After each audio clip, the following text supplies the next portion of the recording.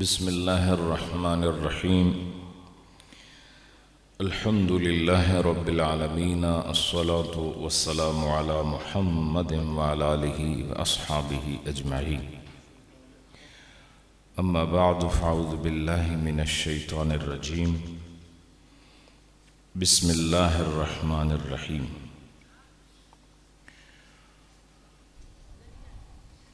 وما أوتيتم من العلم إلا قليلا. صدق الله مولانا العظيم. إن الله وملائكته يصلون على النبي يا أيها الذين آمنوا صلوا عليه وسلموا تسليما. اللهم صل على سيدنا وحبيبنا محمد وعلى آل سيدنا وحبيبنا محمد وبارك وسلم. الصلاة والسلام عليك يا رسول الله وعلى آلك واصحابك یا حبیب اللہ. حضرات محترم، آج ایک مرتبہ پھر اللہ کے فضل و احسان اور نبی پاک علیہ السلام کی نسبت کے طفیل اہل سنت والجماعت کے اس خوبصورت مرکز میں حاضری کا موقع ملا.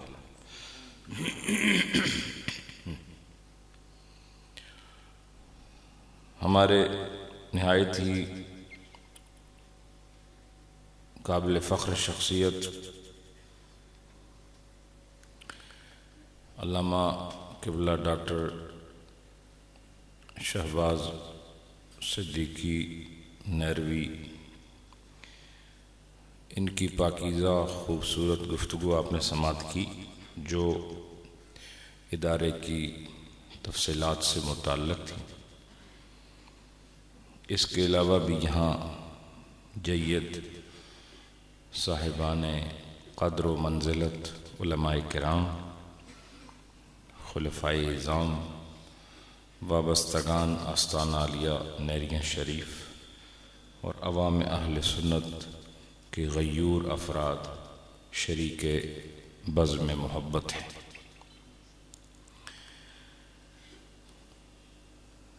حضرات،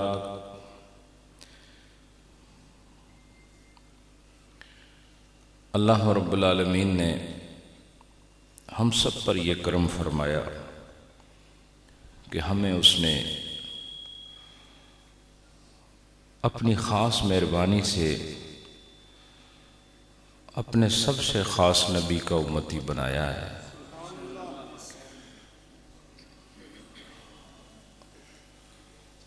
اتنے خاص ہیں کہ کائنات کا وجود اللہ نے ان کے ساتھ مشروط رکھا ہے. وہ اولین و آخرین کا افتخار ہے،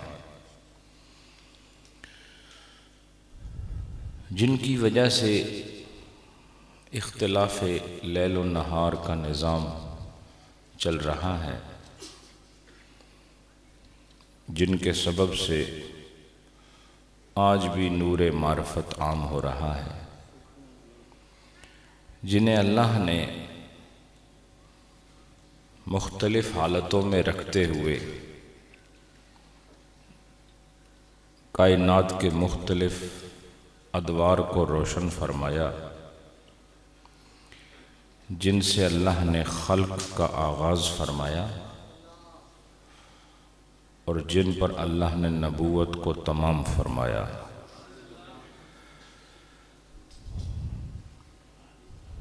جو شان نبوت میں فرد کی حیثیت رکھتے ہیں اور جو معجزات و کمالات میں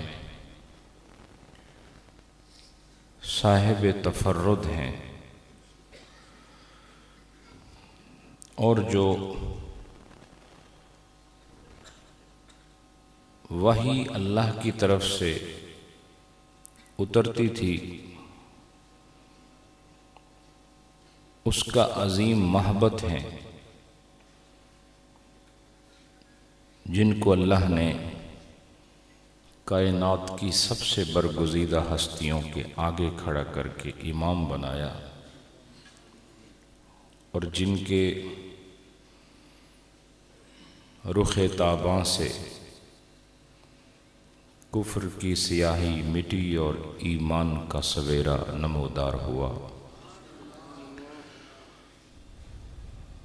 جن کی وجہ سے اللہ کے پیغامات قرآن بن کر آج ہر گھر میں محفوظ ہیں، ہر دل میں جلوہ گر ہیں۔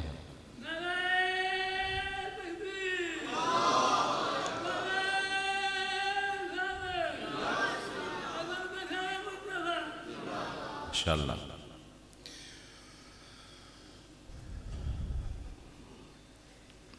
ہم ایسے نبی کے امتی ہیں جو حشر کے میدان میں اس شان سے ابھریں گے کہ ساری کائنات خاموش ہوگی، خوف زدہ ہوگی اور اپنی جان میں گم ہوگی، لیکن ایک ہستی ایسی ہے جو بزم محشر میں زبان کھولے گا، اور کھولے گا بھی اذن الہی سے، اور اللہ یوں فرمائے گا کہ آپ مانگتے جائیں میں آپ کو دیتا جاؤں گا۔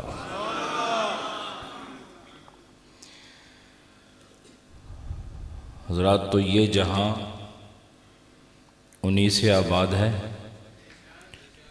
اور وہ جہاں انہی سے کامیاب ہے، اور ہمیں اس پر نازاں ہونا چاہیے کہ اللہ نے اپنی کائنات کی سب سے عظیم خلق کو ہمارا نبی بنایا، ہمارا رہبر بنایا، ہمارے لیے شافع بنایا، ہمارے لیے ہادی بنایا، ہمارے لیے معلم بنایا، ہمارے لیے مددگار بنایا، اور ہمارے لیے ذریعہ نجات بنایا۔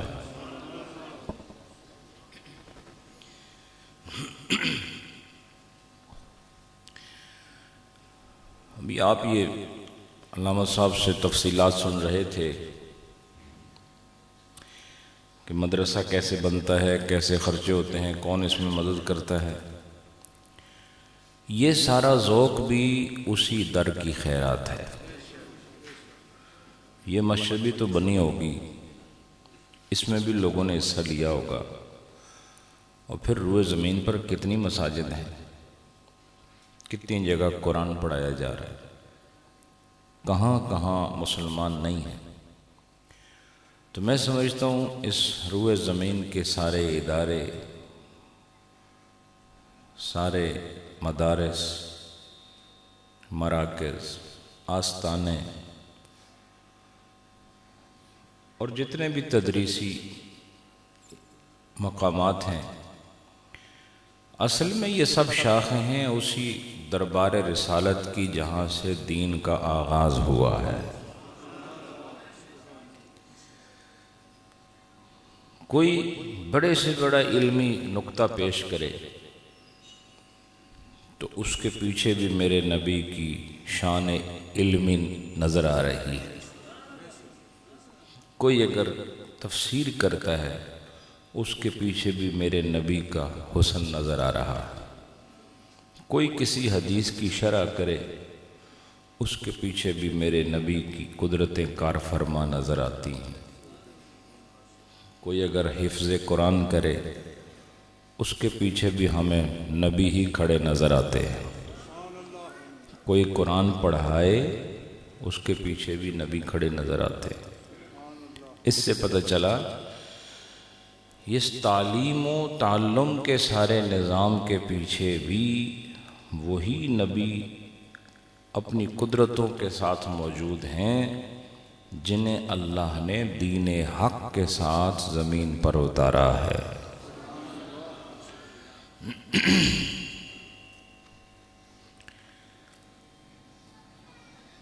میرا یہاں آنا بھی اسی وجہ سے ہے، ڈاکٹر صاحب کا مجھے بلانا بھی اسی وجہ سے ہے، آپ کا یہاں جمع ہونا بھی اسی وجہ سے ہے۔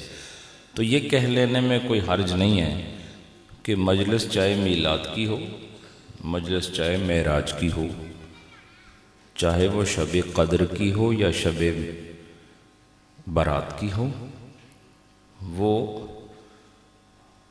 سیرت کا جلسہ ہو یا اہل بیت کی عظمت کی بات ہو یا صحابہ کرام کی عظمت کا جلسہ ہو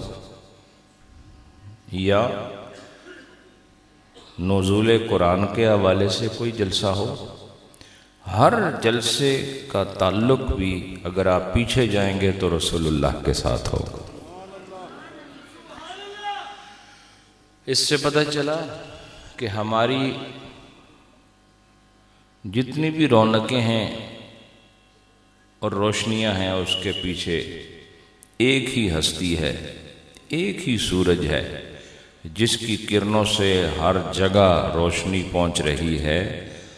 آج یہ تبلیغی سلسلہ، روحانی سلسلہ، تعلیم و تعلم کا سلسلہ، تفاسیر کا لکھنا، احادیث کی شروحات کا لکھنا، سیرت پر کتابیں لکھنا اور عربی سمجھنے کے لیے قوانین کو جاننا، یہ سارا فیض میرے نبی کا فیض ہے۔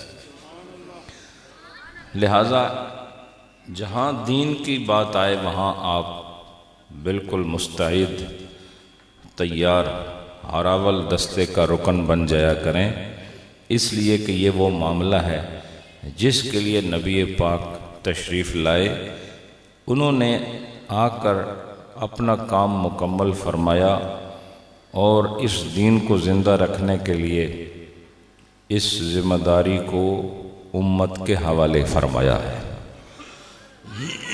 اور امت یہ کام کر رہی ہے۔ حالات جیسے بھی ہوں، معاشی معاملات جیسے بھی ہوں، اقتصادیات جس ڈگر پر بھی ہوں، لیکن یہ دیکھا گیا ہے کہ جب بھی دین کی بات آئے، مذہب کی بات آئے، مسلک کی بات آئے، مدارس کی بات آئے، خانقاہوں کی بات آئے، مساجد کی بات آئے، تو اللہ رب العالمین مومنوں کے دلوں میں ان جگہوں کی خدمت اور ان کو پروان چڑھانے اور ان کو تیار کرنے اور آگے بڑھانے کا ایمانی ذوق عطا فرما دیتا ہے۔ حضرات، میں دو چار باتیں اپنے آستانے کے ماحول میں، جو کہ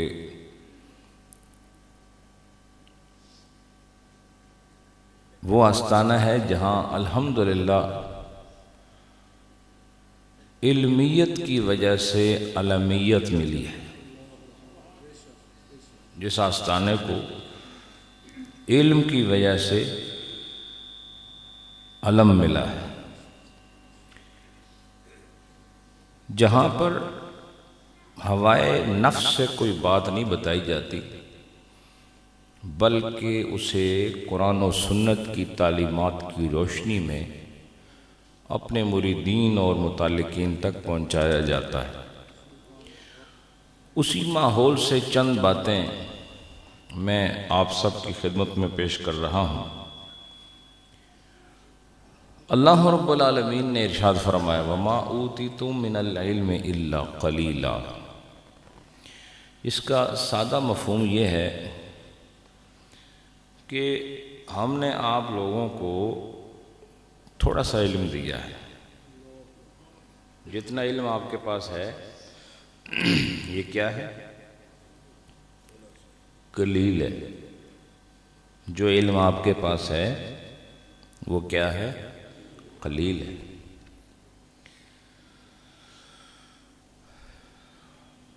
حضرات، تو جو آدمی الحمد سے لے کے والناس تک کی تفسیر لکھے اس کے پاس بھی علم قلیل ہے، اور جو سیاہ ستہ ساروں کی ہی شرح لکھ ڈالے وہ بھی علم قلیل کا ہی حامل ہے۔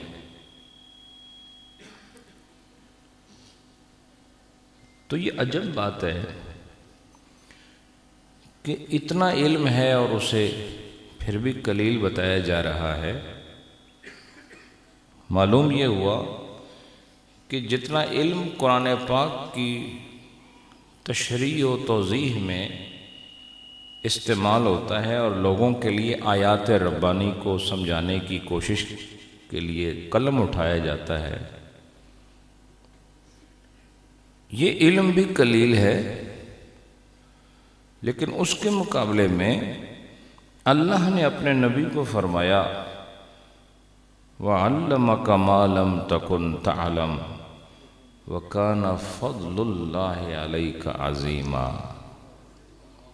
جس کا مفہوم یہ ہے کہ آپ کو جو ہم نے علم دیا ہے ہمارے نبی، یہ فضل ہے۔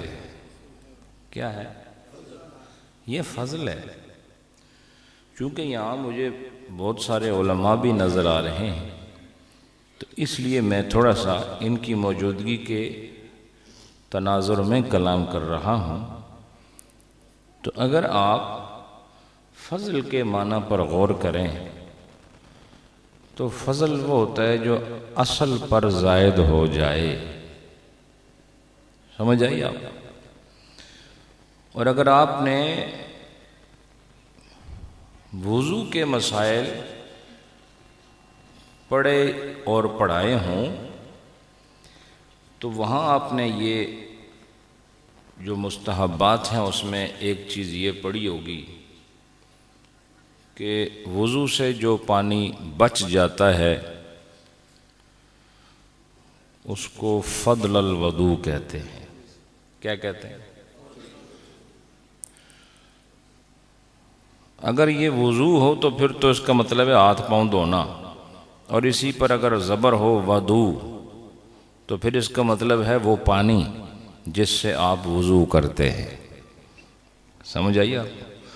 تو فضل الوضو وہ ہے کہ جو وضو آپ نے مکمل کر لیا تو اب بھی برتن میں پانی باقی رہ جائے تو یہ اضافی پانی ہے، اس کے لیے مستحب یہ ہے کہ اس کو کھڑے ہو کر پیا جائے۔ سمجھ آ رہی ہے آپ کو؟ مسئلہ آپ کو بتایا۔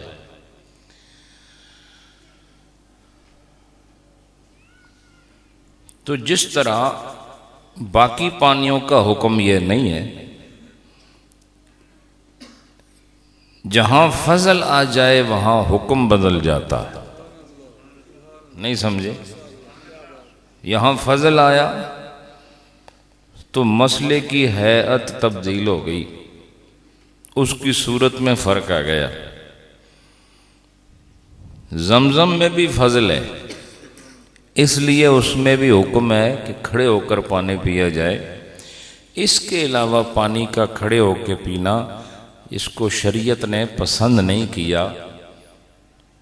شریعت نے پسند یہ کیا ہے کہ آپ پانی دیکھ کر پئیں، بسم اللہ پڑھ کے پئیں، بغیر پھونک مارے پئیں، اور اسے وقفے وقفے سے پئیں۔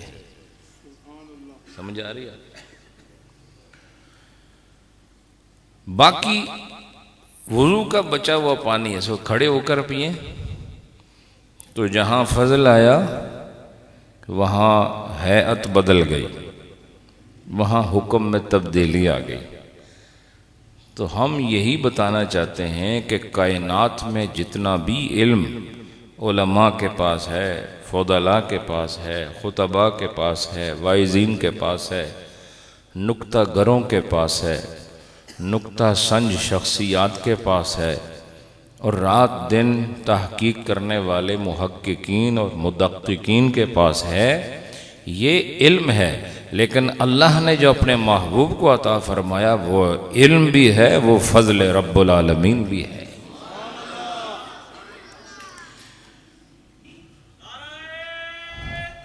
اللہ اکبر۔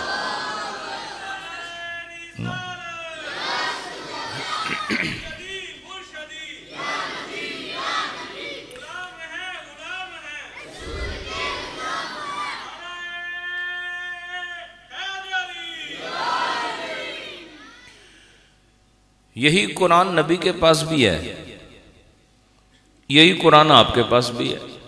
جو حدیثیں آپ پڑھتے ہیں یہ تو ان کا اپنا قول ہے، تو سمجھو وہ بھی تو انہی کے پاس ہے، وہ تو ان کے اندر سے برآمد ہوا ہے۔ تو قرآن انہی کے پاس، آپ کے پاس آیا، آپ عالم بن گئے، جو انہوں نے فرمایا آپ کو کچھ اس میں سے یاد ہو گیا، آپ عالم بن گئے۔ تو جن کا یاد کیا ہوا آپ کو عالم بنا دیتا ہے، اس کا اپنا مرتبہ کیا ہوگا؟ اور قرآن وہاں بھی وہی ہے، قرآن آپ کے پاس بھی ہے۔ اور یاد رکھیں، جتنا سپاروں میں تو اس وقت نہیں تھا، لیکن جتنا اس وقت تھا آج بھی اتنا ہی ہے۔ اس کے صیغے بھی وہی ہیں، آیات کی ترتیب بھی وہی ہے، اس کے اندر کوئی کمی بیشی ہو نہیں سکتی۔ ہمارا عقیدہ ہے، ہمارا یہ عقیدہ ہے، اور ہمارے عقیدے کا یہ کمال ہے کہ اس میں بہت سارے لوگ رخنہ ڈالنے کی کوشش کرتے ہیں، تو عقیدہ اہل سنت بھی بالکل اسی طرح محفوظ ہے جس طرح قرآن پاک کی آیات محفوظ ہیں، اس کا متن محفوظ ہے، اس کا جو مصحف محفوظ ہے، اس طرح اہل سنت کا عقیدہ بھی محفوظ ہے۔ کیوں کہ اہل سنت کا عقیدہ وہ بعد والے ٹولوں سے نہیں حاصل کیا گیا، یہ السابقون الاولون سے لے کر مہاجرین و انصار، ان سب کے مابین جو عقائد علی وجہ تحقیق موجود رہے، معمول بھی رہے، اسی کی پرچار آج تک اہل سنت میں ہو رہی ہے۔ تو یہ کہہ لینے دو، جس طرح سابقین اپنی جگہ قائم ہیں، اولین اپنی جگہ قائم ہیں، انصار اپنی جگہ قائم ہیں، مہاجرین اپنی جگہ قائم ہیں، جس طرح قرآن اپنی جگہ قائم ہے، عقیدہ اہل سنت بھی اسی طرح قائم اور دائم ہے۔ اس میں تبدیلی کرنے کی ماشاءاللہ، تو تبدیلی کی کوشش لوگ کرتے ہیں، قرآن میں بھی کی ہے لوگوں نے، لیکن نہیں کر سکے۔ اس سے یہ ہوتا ہے کہ وہ خود تو خوار ہو جائیں گے، خود ذلیل ہو جائیں گے، لیکن قرآن کے متن میں وہ کوئی نہ تحریف کر سکتے ہیں اور نہ اس میں کوئی اضافہ کر سکتے ہیں۔ اسی طرح عقیدہ جو ہے وہ ہمارے اہل سنت کا وہ وہیں سے آیا ہے، اس میں نہ ہم نے کچھ داخل کیا ہے نہ اس سے ہم نے کچھ خارج کیا ہے۔ ہمارا جو بنیادی اصول ہے عقائد کا، یہ وہی ہے جو صحابہ کرام کا تھا، یہ وہی ہے جو اہل بیت کا تھا۔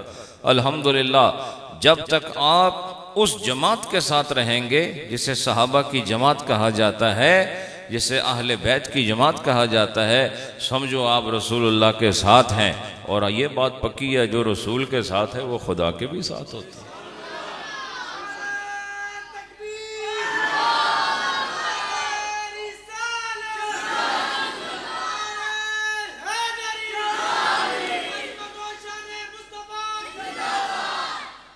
پتہ چلا قرآن تو نبی پاک کے پاس بھی وہی ہے، آپ کے پاس بھی قرآن آیا، لیکن کیا وجہ ہے کہ وہاں قرآن ہے لیکن ان کے علم کو اللہ نے قلیل نہیں فرمایا، بلکہ ان کے علم کے لیے اللہ نے خود فرمایا الرحمن علم القرآن، رحمان ہے جس نے قرآن پڑھایا ہے۔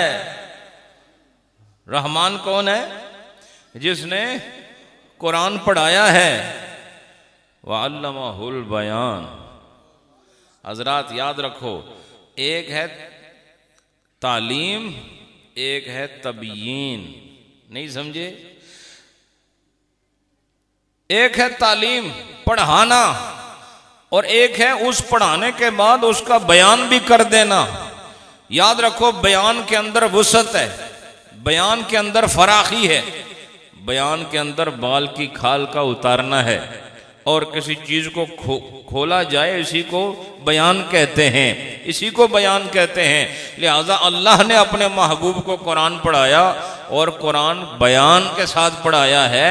اب مجھے بتاؤ، جب پڑھانے والا خدا ہو اور پڑھنے والا مصطفیٰ ہو تو پھر وہاں علم قلیل کیسے ہوگا؟ یاد رکھو، یہ وہ علم ہوگا کہ ساری کائنات کا علم ایک طرف، محمد الرسول اللہ کا علم ایک طرف۔ اور میں یہ کہنا چاہتا ہوں کہ آج قرآن پاک کی کتنی تفاسیر ہیں، ہمیں تو نام ہی نہیں یاد ہوتے۔ اب اتنی زیادہ تفسیریں ہیں، مکتبے میں جائیں تو ہر سال ایک دو اضافہ ہوا ہوتا ہے، ہر روز ایک نئی کتاب آ جاتی ہے۔ تو میں کہتا ہوں یہ 1400 سال گزر گئے ہیں اور نہ جانے ابھی کتنے 100 سال اور گزر جانے ہیں، نہ جانے 2 صدیاں ہیں، کتنی صدیاں اور ہیں معلوم نہیں، لیکن زمانہ ابھی چل رہا ہے، ابھی بہت ساری علامات باقی ہیں، قیامت آنے میں وقت ہے ابھی۔ یہ قرآن کی تفسیریں ہو رہی ہیں، لیکن یاد رکھو یہ نبی پاک کے زمانے سے لے کے آخری مفسر تک اوتیت العلم وما اوتیتم من العلم الا قلیلا کے تحت آئیں گے یہ سارے کے سارے، لیکن رسول اللہ صلی اللہ علیہ وآلہ وسلم کا علم ان سب کے علم کے مقابلے میں حضرات مقابلہ کہنا بھی درست نہیں ہے، اس لیے کہ نبی پاک علیہ السلام کو جو اللہ نے قرآن کا علم دیا ہے، ہمیں اتنا علم ہے جو اس قلیل دنیا کے لیے کام آئے، اس لیے قلیل دنیا کے لیے قلیل علم کی ضرورت تھی کہ یہ دنیا ہے ہی قلیل ہے، اور اللہ نے دوسری جگہ فرمایا کہ کل متاع الدنیا قلیل، کہ دنیا اس کا سارا ساز و سامان یہ قلیل ہے، اس کا زمانہ قلیل ہے، اس کے شب و روز قلیل ہیں، اس کے حالات قلیل ہیں، اس کے واقعات قلیل ہیں، لہذا اس جہان میں تمہیں جو قرآن کا علم چاہیے وہ قلیل سے تمہارا کام ہو جاتا ہے، لیکن قرآن کے اندر صرف اس جہان کی بات نہیں، قرآن کے اندر جب ہم نہیں تھے اس وقت کا ماحول بھی قرآن کے اندر موجود ہے، اور جتنی اللہ کی مخلوقات ہیں خشک و تر سے تعلق رکھنے والی اور نور و نار سے تعلق رکھنے والی اور ہوا و خلا و فضا اس کے ساتھ تعلق رکھنے والی اللہ کی جتنی بھی مخلوق ہے، اور ماضی حال مستقبل کے سارے معاملات و واقعات و احوال یہ سارے کے سارے قرآن میں مجتمع ہیں، گویا کہ لوح محفوظ سے نقل ہو کر آنے والی یہ کتاب جسے قرآن کہتے ہیں، اس میں ہر نکتہ ہے، اس میں ہر بندہ ہے، اس میں ہر جھونکا ہے، اس میں ہر کرن ہے، اس میں ہر لفظ ہے، اس میں ہر جملہ ہے، اس میں ہر علم ہے، اس میں ہر نبی ہے، اس میں ہر رسول ہے، اس میں ساری شریعت ہے، اس میں اللہ رب العالمین کی مخلوقات کے ظاہر اور باطن کے احوال موجود ہیں، جس میں سارے زمانے مجتمع کیے گئے ہیں، جس میں ہر چیز کا بیان موجود ہے، اور اللہ نے خود اسے بیان فرمایا وَلَا رَطْبٍ وَلَا يَابِسٍ إِلَّا فِي كِتَابٍ مُبِينٍ، کوئی شے ایسی نہیں ہے خشک نہ تر جسے ہم نے قرآن میں ذکر نہیں کر دیا ہے۔ اس لیے حضرات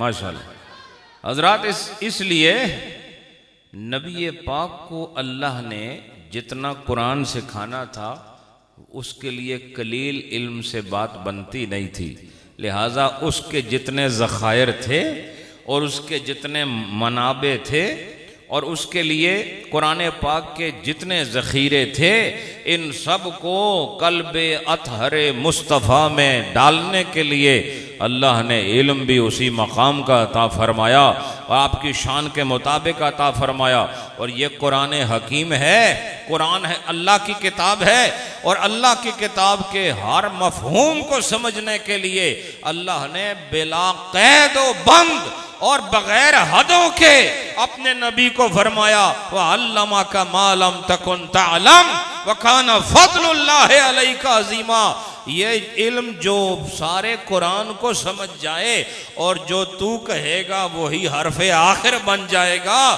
فرمایا ایسا علم ہے نبی ہم نے صرف آپ کی ذات کو عطا فرمایا. چلو میں ایک دلیل سے بات کرتا ہوں. ایک بات کرتے ہیں ابھی آپ کے سامنے. علماء کی کثرت ہے ماشاءاللہ. بتاؤ یہ تفسیریں اگر نبی خود تفسیر کر دیتے پھر کوئی تفسیر لکھنے کی جرت کر سکتا ہے؟ بولو نا. جو لکھتا اس کو مارتے لوگ اور جو لکھتا اس کو اسلام سے خارج قرار دیا جاتا. چونکہ جو تفسیر دیکھو قرآن کی جو تفسیر میرے نبی نے کر دی ہے آج وہ غیر متبدل ہے. مثلا نبی پاک علیہ الصلوۃ والسلام نے آپ کو حج کے احکام بتائے ہیں. بولو نا. روزے کے احکام بتائے ہیں. قرآن میں تو یہ تفصیل موجود نہیں ہے. تو کوئی کون سا مفسر ہے جو قرآن کی آیت اٹھائے اور وہاں حکم یہ ہو کہ اقیم الصلاۃ نماز قائم کرو. اب وہ کس طرح نماز قائم کرنے پر تشریح پیش کرے گا, کس طرح نماز قائم کرنے پر توضیح پیش کرے گا, اور نماز کے قائم کرنے پر وہ کس طرح حیت بتائے گا کہ ایسے نماز پڑھنی ہے, اور یہ رکعتوں کی تعداد مفسر کیسے تعین کرتا, اور یہ اوقات کا تعین ایک مفسر کیسے کرتا, اور نمازوں میں کیا کیا پڑھنا ہے, قیام میں کیا پڑھنا ہے, رکوع میں کیا پڑھنا ہے, سجدے میں کیا کرنا ہے, اور قعدے میں بیٹھ کے کیا کرنا ہے. بتاؤ ساری کائنات کے عالم مل کر, ساری کائنات کے مفسر محدث مل کر کیا اپنی مرضی سے نماز کی کوئی ہیئت قائم کر سکتے ہیں؟ کیا نماز کا کوئی شعبہ اپنی طرف سے داخل کر سکتے ہیں؟ نہیں. وہ قرآن نے کہا نماز پڑھنی ہے, نبی نے اس کی تفسیر اس علم خدا سے کی ہے جسے اللہ نے فضل بنا کر آپ کے سینے پر نازل فرمایا ہے. اس لیے نبی نے جو فرمایا ہے وہ تفسیر کامل ہے, اکمل ہے, مکمل ہے. نہ اس میں کمی کی جا سکتی ہے نہ اس میں اضافہ کیا جا سکتا. لیکن نبی پاک علیہ الصلوۃ والسلام نے جو ضروریات دینیہ تھیں اس کو مکمل فرمایا, اس کی تشریح کر دی. چونکہ اگر وہ منصوص علیہ نہ ہوتا تو پھر اختلاف کی ایسی جنگ ہوتی کہ کوئی اسلام پر قائم ہی نہ رہ سکتا. اس لیے جو محکمات تھے, جو مسلمات تھے, اس کو نبی نے اپنے ہاتھوں سے جاری فرما کے باقی امت کے لیے اصل عقائد اور اصل اعمال کی بنیاد کو پختہ فرما دیا. اور اس کے بعد تحقیق کے میدان کو وَمَا أُوتِيتُم مِّنَ الْعِلْمِ إِلَّا قَلِيلًا کی مشق کرنے کے لیے علماء کے لیے میدان صاف کر دیا, اور ایسا صاف کیا کہ جو میرے قول اور خدا کے قول کے دلیل سامنے رکھ کر اگر مجتہد بن کر اجتہادی فکر کے ساتھ اگر مسئلہ لے کر آئے گا, اگر اس نے کسی سے اختلاف کر بھی لیا تو میرے نبی نے فرمایا ایسا اختلاف بھی میری امت کے لیے رحمت بن جائے گا. لیکن ایک چیز فرمائی حضور نے کہ جو مرضی ہو جائے, ہم نے محکمات کا فیصلہ کر لیا ہے, مسلمات کو آپ کے حوالے کر دیا ہے. اس لیے میری امت کبھی بھی جب جمع ہوگی تو گمراہی پر جمع نہیں ہو سکتی. اس نے جب بھی جمع ہونا ہے خیر پر جمع ہونا ہے. کس پر جمع ہونا ہے؟ خیر پر جمع ہونا ہے. اسی لیے ہم کہتے ہیں عقائد کا جو مسئلہ ہے اس موجودہ زمانے میں چھوٹے چھوٹے ٹولیاں بیٹھ کے اپنے چھوٹے چھوٹے مسئلے نکال کر صرف تفرقہ بازی, صرف جماعت سازی, صرف شہرت کی بھوک اور اس پیاس کو مٹانے کے لیے 2-4 ہزار آدمی ادھر ہو گیا, 2-4 ہزار ادھر, اس سے کچھ ہوتا نہیں ہے. اس سے ان کی اپنی عاقبت خراب ہوتی ہے. ہمارا ماحول وہی ہے جو نبی پاک ہمارے لیے صحابہ کے ذریعے, اہل بیت کے ذریعے محفوظ چھوڑ کر گئے ہوئے. حضرات اب میں آ رہا ہوں, یہ تو آپ نے جان لیا کہ اتنا علم نے ترقی کی، تحقیقات ہوئیں، منطق آئی، درمیان میں فلسفے آئے، اور ایسی ایسی تشریحات آئیں کہ عقل انسان دنگ رہ گئی۔ لیکن اب میں اس روحانی دریچے کی طرف بڑھ رہا ہوں کہ یہ علم جو اللہ ہمیں عطا فرماتا ہے یہ ہے کس لیے، اس کا مقصد کیا ہے۔ میں مثنوی شریف کے ایک دو اشعار میں اپنی بات مکمل کر کے اختتام کی طرف بڑھوں گا۔ رومی صاحب ارشاد فرماتے ہیں کہ علم تو آپ پڑھتے ہیں، اور ایک دو نہیں ہزاروں علم بھی آپ پڑھ لیں، ہزارہا علوم آپ کے سینے میں مجتمع ہو جائیں، اکٹھے ہو جائیں، اور آپ سمجھیں کہ یہ بہت بڑا علم ہے، بہت بڑی نعمت ہے، فرماتے ہیں پھر بھی ایک کمی باقی رہ جائے گی۔ اور وہ کمی کیا؟ وہ صوفی ہو کے بتا رہے ہیں، عالم کو یہ سمجھانا چاہ رہے ہیں کہ علم ایک جسم ہے۔ علم کیا ہے؟ ایک جسم ہے، اور اس جسم کو روح بھی دینے کی ضرورت ہے۔ اس جسم کو روح دینے کی ضرورت ہے۔ تو جب اس جسم کو روح مل گئی، کوئی مسئلہ ہے یہاں پر؟ جی بولیں۔ یہ بھی یوں سمجھو آپ کی کلاس ہی ہو رہی ہے، ٹھیک ہے نا؟ میرا اس وقت خطیبانہ انداز نہیں، میں مدرسانہ انداز میں آپ کو بتا رہا ہوں جو بھی کہہ رہا ہوں۔ تو اس علم کے جسم کو ایک روح کی ضرورت ہے، اور رومی صاحب فرماتے ہیں کہ یہ جتنا بھی علم ہے یہ اس وقت اپنے اصل حسن کے ساتھ نمودار ہوگا کہ جس جان میں تو نے علم کو داخل کیا ہے اور جس تن میں تو نے علم کو چھپا لیا ہے، سب سے پہلے اس تن کو بھی سمجھنے کی کوشش کر لے، اپنے آپ کو بھی تھوڑا سا پہچان لے، اپنے آپ کو جان لے، اور پھر یہ بھی جان کہ تیرے اندر آیا کیا ہے اور یہ ہے کس کے لیے۔ تو جو اپنی معرفت حاصل نہ کر سکا، ابھی آپ کسی سے پوچھیں آپ کون ہیں تو وہ عام وہی باتیں کریں گے، میرا نام عبد الکریم ہے، میں فلاں محلے کا رہنے والا ہوں، فلاں گلی میں رہتا ہوں، میرا یہ کاروبار ہے، میرے اتنے بچے ہیں۔ یہ ایک دنیا کا تعارف ہے، لیکن رومی صاحب فرماتے نہیں، تیرا اپنا ایک بہت گہرا تعارف ہے، اور سب سے پہلے تو اپنے آپ کو اپنے بارے میں مطلع کر، اپنے آپ کو اپنی خبر دے دے کہ تو کون ہے۔ اور جس دن تو نے اپنے آپ کو پہچان لیا تو یاد رکھ، جب تو نے اپنے آپ کو پہچان لیا تو تو رب کو بھی پہچان لے گا۔ جس دن تیرے اور تیرے درمیان پردہ ختم ہو گیا تو سمجھ لے تجھے اپنی شناخت ہو گئی، اور جسے اپنی شناخت ہو جائے، فرمایا اب جتنے جوہر اندر آئیں گے وہ واقعی جوہر بن جائیں گے، وگرنہ اپنے آپ کو پہچانے بغیر جتنا بھی اندر آپ قیمتی سامان داخل کرتے جائیں وہ وہاں گلتا سڑتا رہے گا۔ فرمایا پہلے اپنی پہچان پیدا کرو کہ تو کون ہے۔ تو جب یہ پتہ چلے کہ میں کون ہوں، اگر آپ صبح اٹھیں اور آپ کے تصور میں یہ ہوں کہ میں خدا کا بندہ اس وقت بیدار ہو گیا ہوں، میں نبی پاک کا امتی اس وقت اپنے بستر سے اٹھا ہوں، اور یہ دیکھو میں وضو کے لیے جا رہا ہوں، اور آپ کو پتہ ہو کہ میں تو نہیں تھا اور مجھے بنا دیا گیا اور تھوڑے عرصے کے لیے مجھے رکھا جائے گا، اور پھر رجوع اللہ ہے وَإِنَّا إِلَيْهِ رَاجِعُونَ پر عمل بھی ہونے والا ہے۔ اور آپ اپنے ہر قول اور ہر فعل سے پہلے جب اس احساس کے ساتھ زندہ رہیں گے تو سمجھ لو آپ نے اپنے ذات کو پہچان لیا. اور ذات کون سی ہوتی ہے؟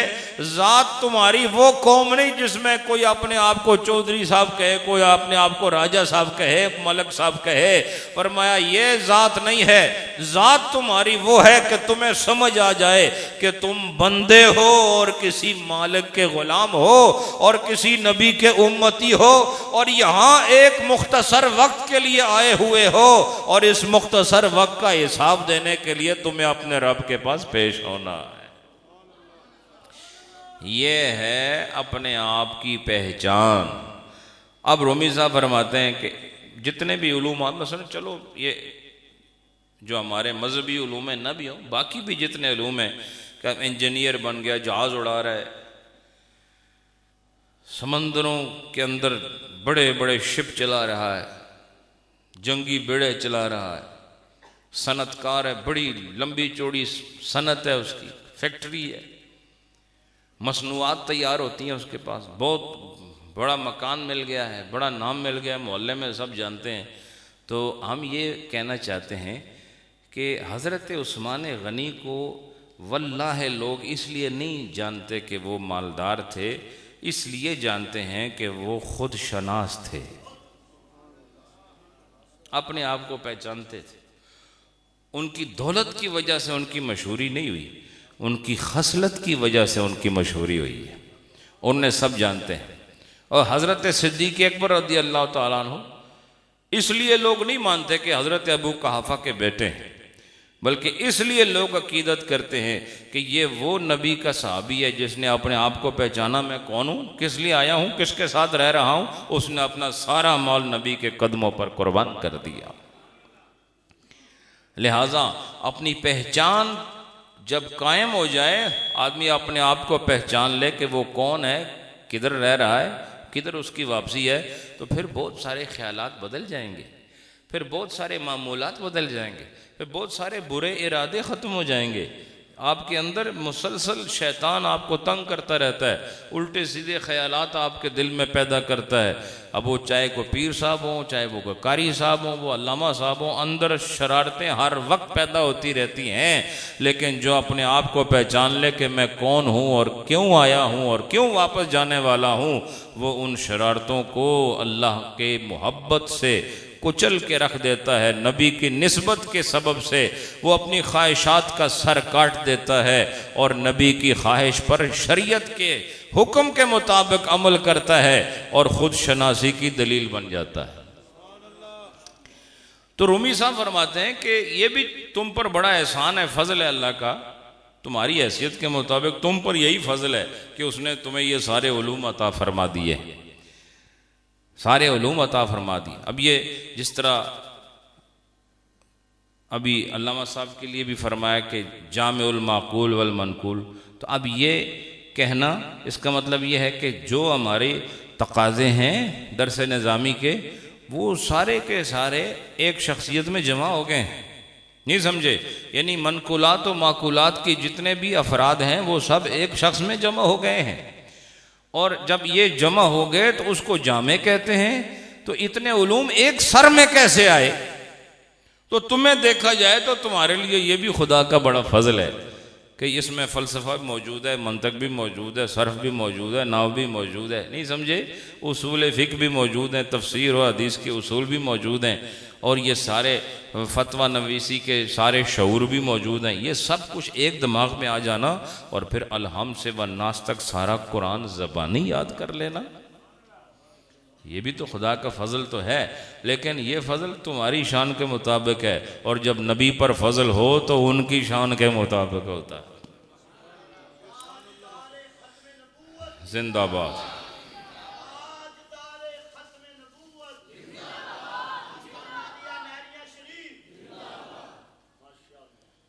رومی صاحب فرماتے ہیں، آپ یہ فرماتے ہیں کہ سارے علوم کا نچوڑ یہ ہے. اب میں آپ کے سامنے نتیجہ پیش کر رہا ہوں.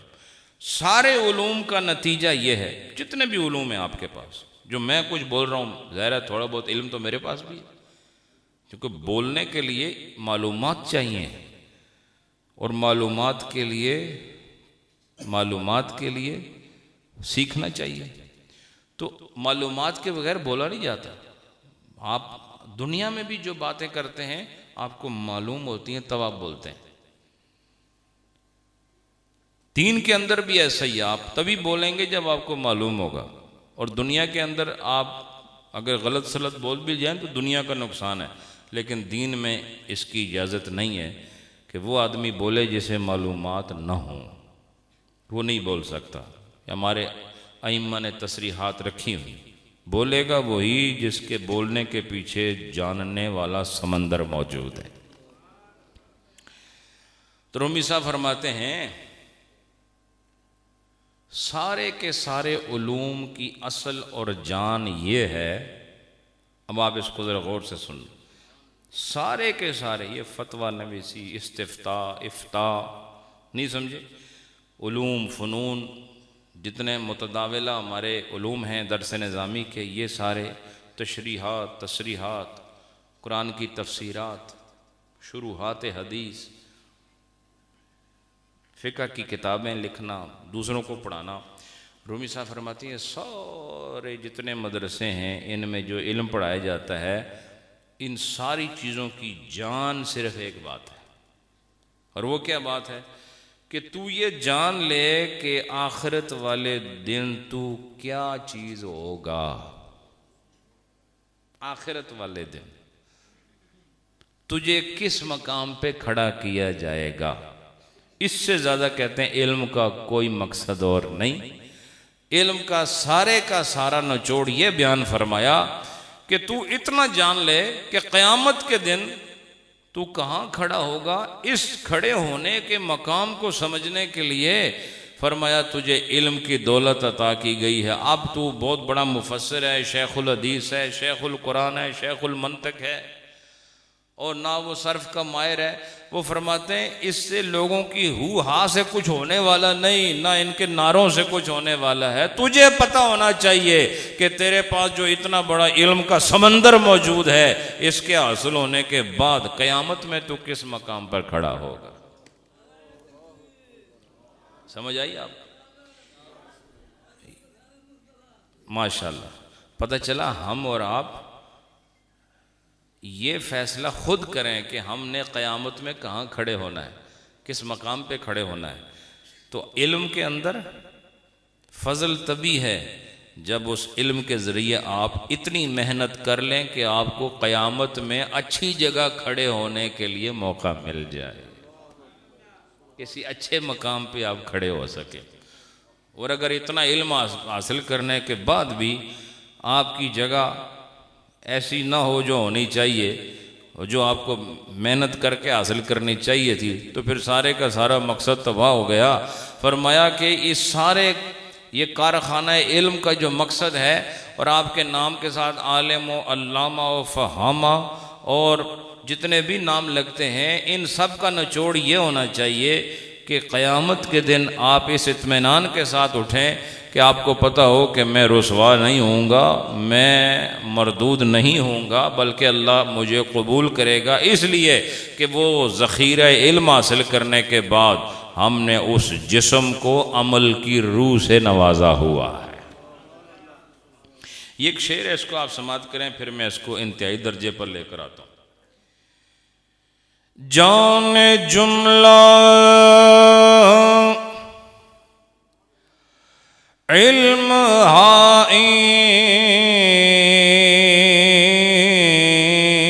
آئین است این جان جملہ علم آئین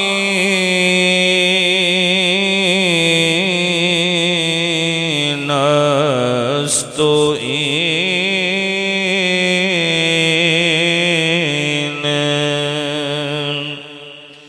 کہ بدانی من کے اندر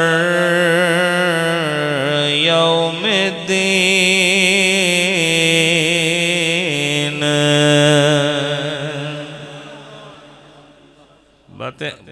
کی بات کی. جان جملہ علم ہا این نستو این. یہ این کا لفظ 2 دفعہ آیا ہے، اور یہ 2 دفعہ آنے کا مطلب آپ کو وہ تکرار کر رہے ہیں تاکید کے لیے کہ اس کے سوا اور کچھ نہیں ہے. کیا کہتے ہیں؟ جان جملہ علم ہا این نستو این. سارے کے سارے علوم کی جان بس یہی ہے. پھر کہتے ہیں یہی ہے. کیا ہے؟ کہ بیدانی، کہ تو جان جائے من قیم در یوم دین، کہ میں یوم دین میں یعنی آخرت والے دن میں کیا ہوں گا، کیا بنوں گا، کس حال میں ہوں گا، کیا شے ہوں گا. فرمایا یہ اگر تیرے علم کے نتیجہ یہ نہیں تو تو سمجھ لے کہ تجھے علم نافع نہیں ملا ہے، تجھے ضرر والا، نقصان والا علم ملا ہے. اور اگر تیرے علم کے نتیجے میں تجھے یہ تشفی حاصل ہو گئی ہے کہ حشر کے دن میں مجھے سر بلند کیا جائے گا، تو سمجھ لے تجھے خدا نے علم نافع عطا فرمایا.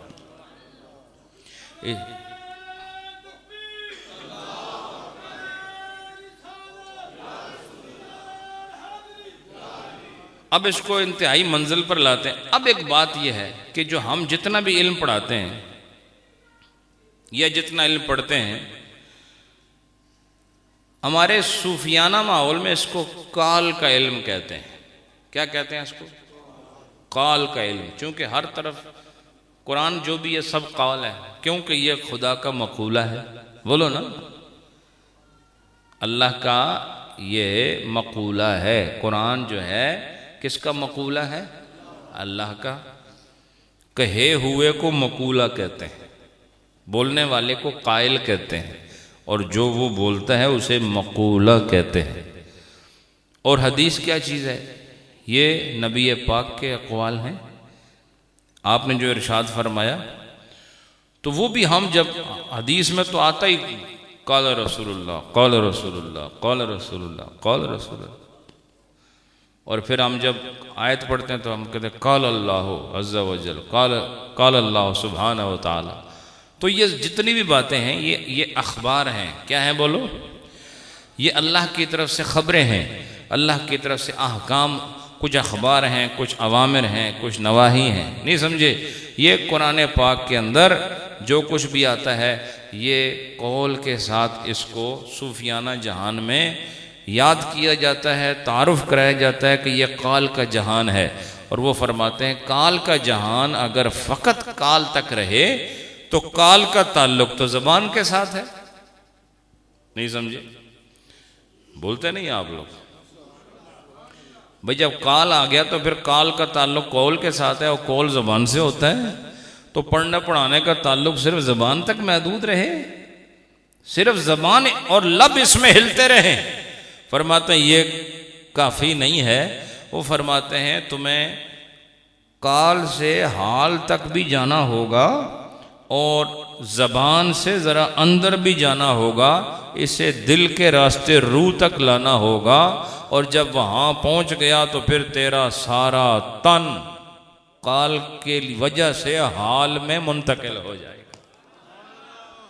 اور اگر صرف قال رہا تو پھر یہ قال کالا کالا ہی کہتے رہو گے اور کالا یقولو قولن پڑھتے رہو گے. لیکن فرمایا اگر تو نے حال کی منزل بھی حاصل کر لی تو فرمایا پھر تو سمجھ لے گا کہ قیامت میں تو نے کہاں کھڑے ہونا ہے. لیکن فرماتے ہیں کہ یہ قال کی منزل تو آپ کو وہ پڑھائیں گے جنہوں نے قال پڑھا ہے. اور اس کے بعد اگر آپ چاہتے ہیں کہ حال بھی آپ کو مل جائے تو وہ لوگ جن کا حال اچھا ہے ان کے ساتھ اپنا ماحول بنانا پڑتا ہے، ان کے ساتھ نسبت کرنی پڑتی ہے. اور جب آپ کسی کامل ولی کے ساتھ بیٹھ کر زندگی گزارتے ہیں تو اس وقت پھر آپ روایات نہیں بیان کرتے، اس وقت آپ اس کے اندر اپنی روایات عملی شکل میں متحرک دیکھتے ہیں. جو آپ نے پڑھا ہوتا ہے نا زبان سے، اس کے اندر آپ کو چلتا پھرتا نظر آتا ہے.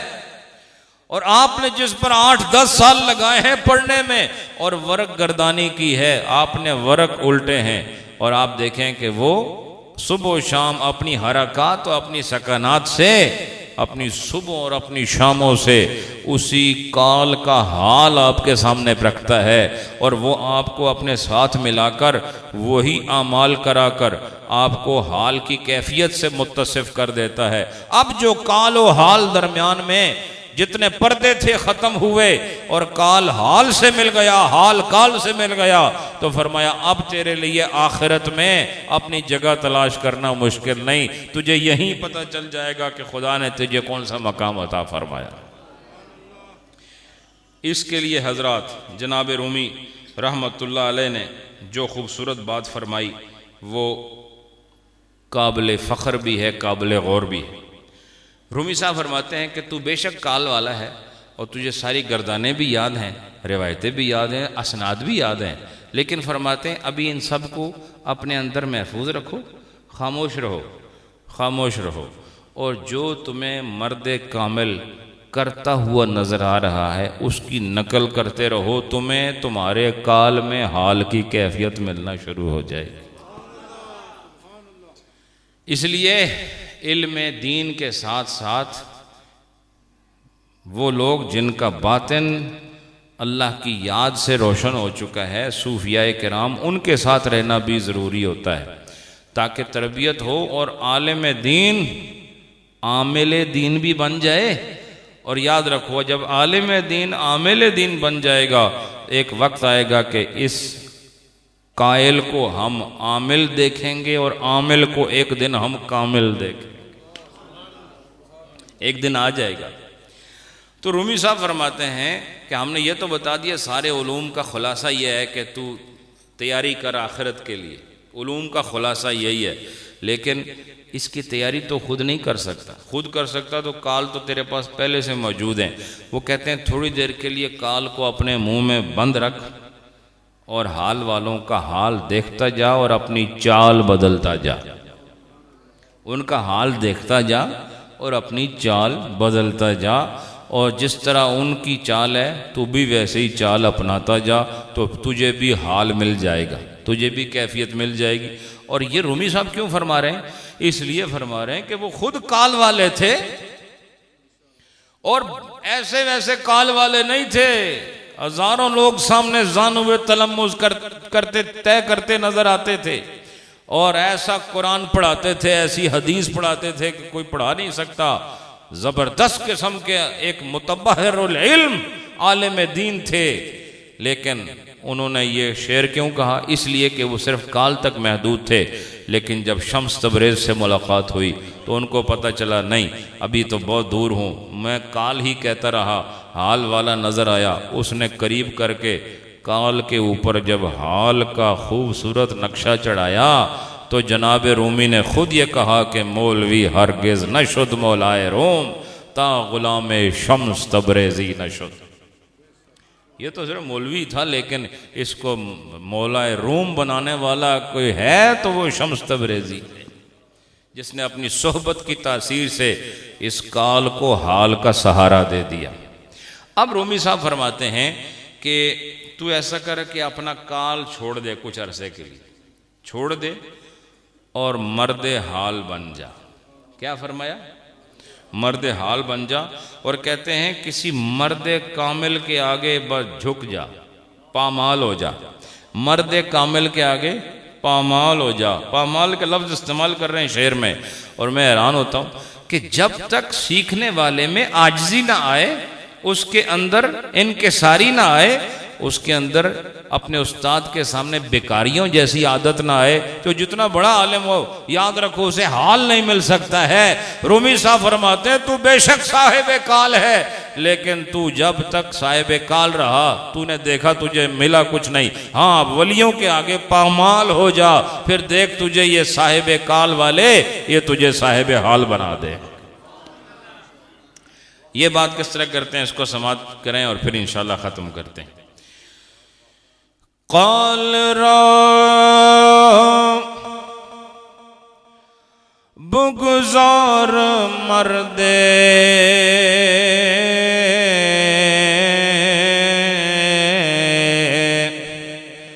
حال شو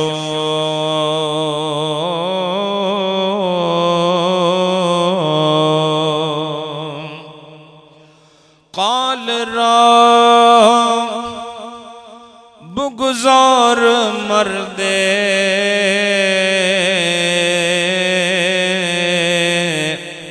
حال شو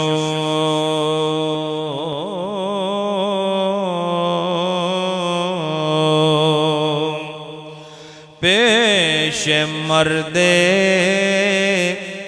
کو ملے پامال شو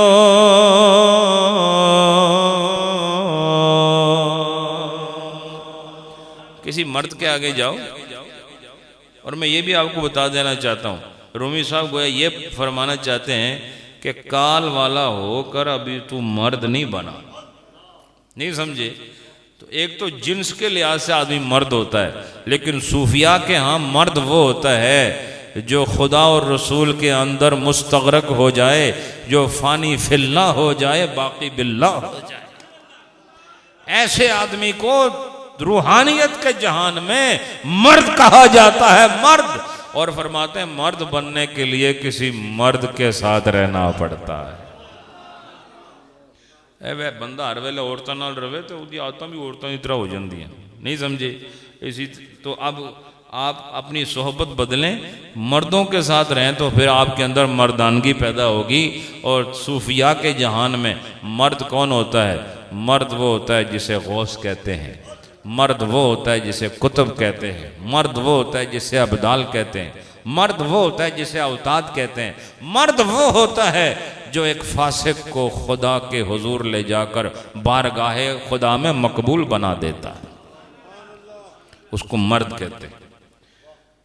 یہ تو علماء کی تو بہت بڑی شان ہے۔ عام آدمی غوث پاک کی بارگاہ میں چور گیا تو دیکھیں کیا بن کے لوٹا جی، اس کے اول تک کال بھی کوئی نہیں سی، حال کی تو بات ہی نہیں، وہ تو کال سے بھی فارغ تھا، لیکن جب مرد کے پاس گیا نا تو کال اور حال کی دونوں شرطیں وہاں پوری ہو گئی۔ تو اس لیے اس علم ظاہر کے ساتھ ساتھ اولیاء اللہ کی صحبت بھی ضروری ہے، تاکہ اس علم کا وہ عملی طور پر اجرا کرا کے آپ کو صاحب حال بنا دے۔ اللہ پاک ڈاکٹر صاحب کی یہ کاوشیں محنتیں قبول فرمائے۔ آپ سب بھی جو تعاون کر رہے ہیں یہ بہت بڑی آپ کے لیے ایک نعمت ہے، اور جیسے میں نے پہلے کہا آپ جو بھی دین کی خدمت کرتے ہیں اس کا سبب رسول اللہ ہیں، تو وہی رسول خوش بھی ہوتے ہیں۔ اور آپ کو علامہ صاحب نے بتایا ہوگا، علماء یہاں بیٹھے ہیں، انہوں نے اپنی تقریروں میں یہ بات نقل کی ہوگی کہ حضور علیہ السلام کی بارگاہ میں ہمارے اعمال پیش ہوتے ہیں۔ ایسا ہے؟ آپ کو پتہ ہے نا یہ بات؟ ہمارے سارے اعمال نبی پاک کے پاس پیش ہوتے ہیں۔ اگر آپ کو یاد ہو تو یہ وہ روایت ہے جس میں حضور نے فرمایا تھا کہ میری حیات بھی تمہارے لیے بہتر ہے، میری وفات بھی تمہارے لیے بہتر ہے، میرا دنیا سے چلے جانا بھی تمہارے لیے بہتر ہے، تمہارے اندر رہنا بھی بہتر ہے۔ تو صحابہ نے کہا کہ رہنا تو نظر آتا ہے لیکن چلے جانا؟ تو آپ نے فرمایا تھا کہ جب چلا جاؤں گا تو تمہارے اعمال مجھ پر پیش کیے جائیں گے، ان میں برے عمل بھی ہوں گے، اس میں نیک عمل بھی ہوں گے۔ تو آپ نے فرمایا جب نیک عمل آئیں گے تو میں خوش ہوں گا، برے دیکھوں گا تو تمہارے لیے دعا کروں گا۔ تو آپ نے گویا اپنی جدائی کے اندر بھی امت کو رحمت کا پیغام عطا فرمایا۔ تو ذرا یہ سوچ لیں کہ آپ جو یہاں خرچہ کرتے ہیں، یا جو علامہ صاحب ترغیب دلا رہے تھے، جو آپ نے مدرسہ بنایا، وہ لوگ جو فوت ہو گئے ہیں ان کی حضور سے ملاقات بھی ہو گئی ہے، زیارت بھی ہو گئی ہے، یہ ساری چیزیں انہوں نے وہاں دیکھ بھی لی ہیں۔ تو میں یہ سمجھتا ہوں کہ آپ جو یہاں کام کرتے ہیں، اللہ انہیں نبی پاک کی بارگاہ میں بھیجتا ہے کہ اے نبی دیکھو تیری امت میں تیرے بندے بندیاں کیا کیا کر رہے ہیں، اس میں یہ صدقہ و خیرات بھی جب میرے نبی کی بارگاہ میں پیش ہوتا ہوگا کہ میرے فلاں امتی نے گجرانوالہ کی سرزمین سے میرے دین کی ترویج و اشاعت کے لیے مدرسے کے اندر اپنا اتنا حصہ پیش کیا ہے، تو یاد رکھو حضور ایک دفعہ خوش ہو گئے نا، پھر کائنات میں آپ کو ہرانے والا کوئی نہیں۔ اس لیے یہ خیر کے سلسلے جاری رکھیں اور اس میں خوب تعاون کیا کریں۔ اللہ پاک آپ سب کو سلامت رکھے، برکتیں عطا فرمائے۔